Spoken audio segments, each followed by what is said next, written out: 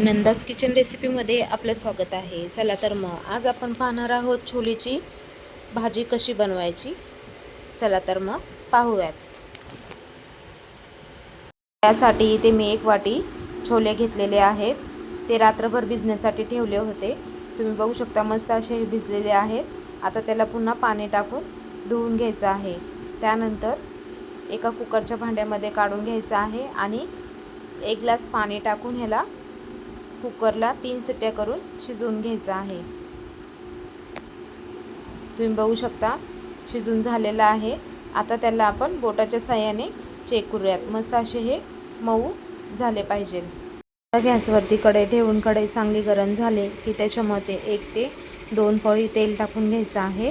तेल सुद्धा चांगलं गरम झालं की त्याच्यामध्ये अर्धा चमचा जिरे टाकून घ्यायचे आहे।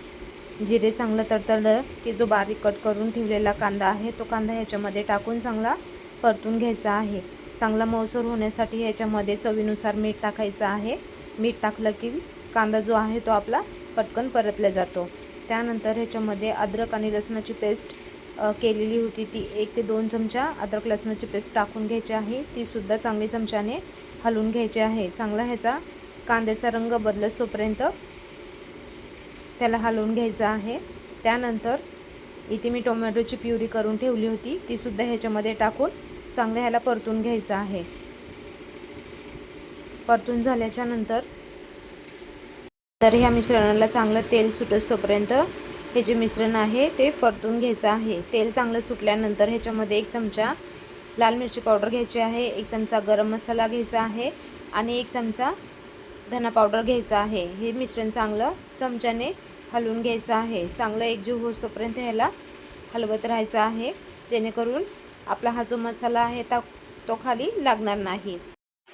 तुम्ही बघू शकता मस्त असा जो आपला मसाला आहे तो बनून तयार झालेला आहे। आता त्याच कढईमध्ये एका चमच्याच्या साहाय्याने हा जो मसाला आहे तो बाजूला करून घ्यायचा आहे आणि त्याच्या दुसऱ्या बाजूला इथे मी 1 चमचा बेसन पीठ वापरलेला आहे। बेसन पीठ चांगलं भाजून घ्यायचं आहे।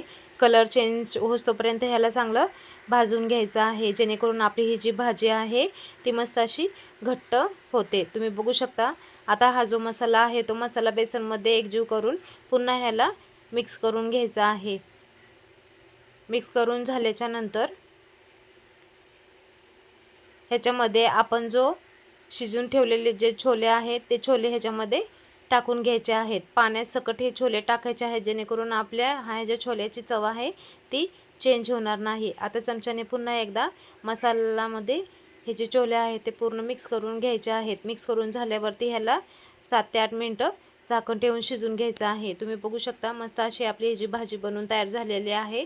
आता त्याच्यामध्ये थोडीशी कोथिंबीर बाजून ठेवली होती ती सुद्धा ह्याच्यामध्ये टाकून घ्यायची आहे आणि चमच्याने पुन्हा एकदा हलवून घ्यायचं आहे।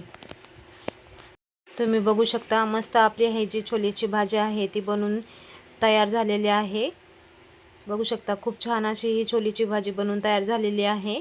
तुम्ही सुद्धा एकदा घरी नक्की ट्राय करा। आवडल्यास नक्की लाईक करा, शेअर करा, कमेंट करा आणि चॅनलला सबस्क्राईब करायला विसरू नका। भेटूयात नेक्स्ट व्हिडिओमध्ये।